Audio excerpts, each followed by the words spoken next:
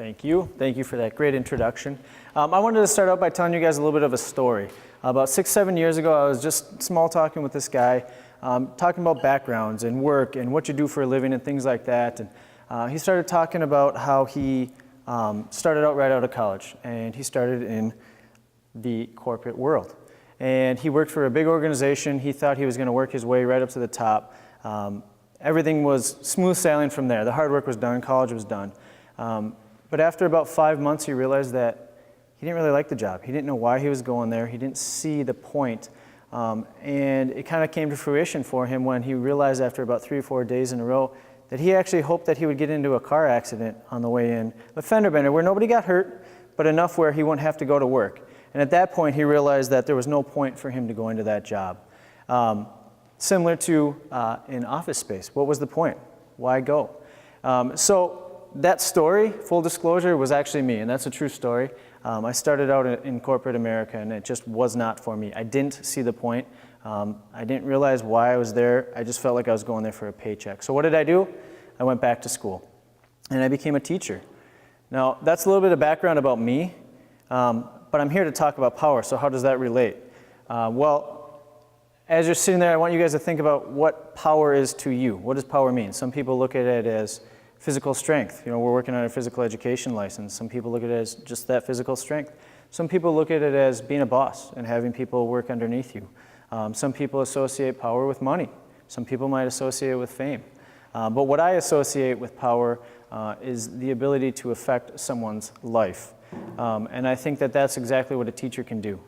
There's leadership qualities in teachers, an ability to affect their lives or affect their actions and their outcomes.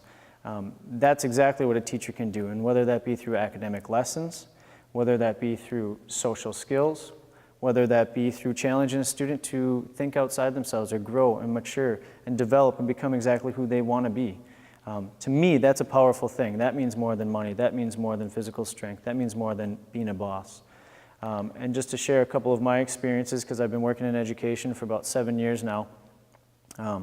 2 quick stories. One, 3 years ago, I had a student who was a 10th grader. Great kid, had a great working relationship with him. We got along really well.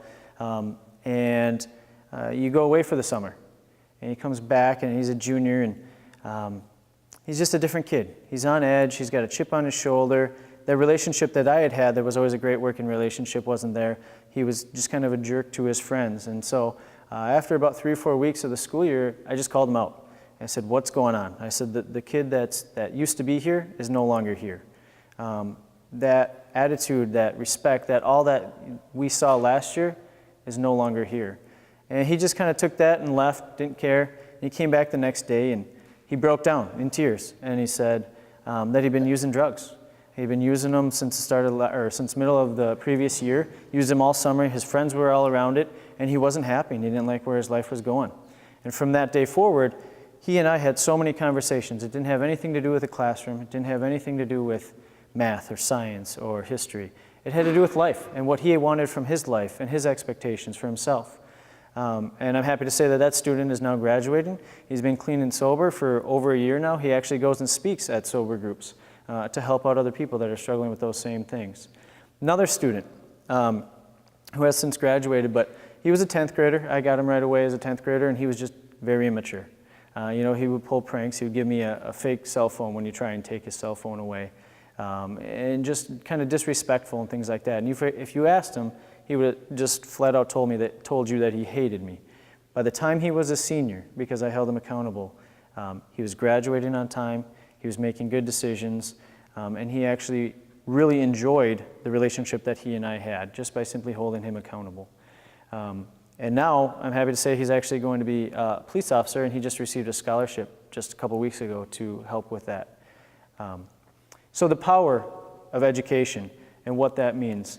I think it's, again, far beyond the academics. It's so much about the relationship and the power that you hold over them and challenging students to grow, to develop, to socialize in so many different aspects. And as I finish up here, I would just challenge you guys to think about teachers in your life. Think about 1, 2, 3 of your favorite teachers, and think about the relationship that you had with them and why that was so important, and try and tell me that that's not a powerful thing in your life.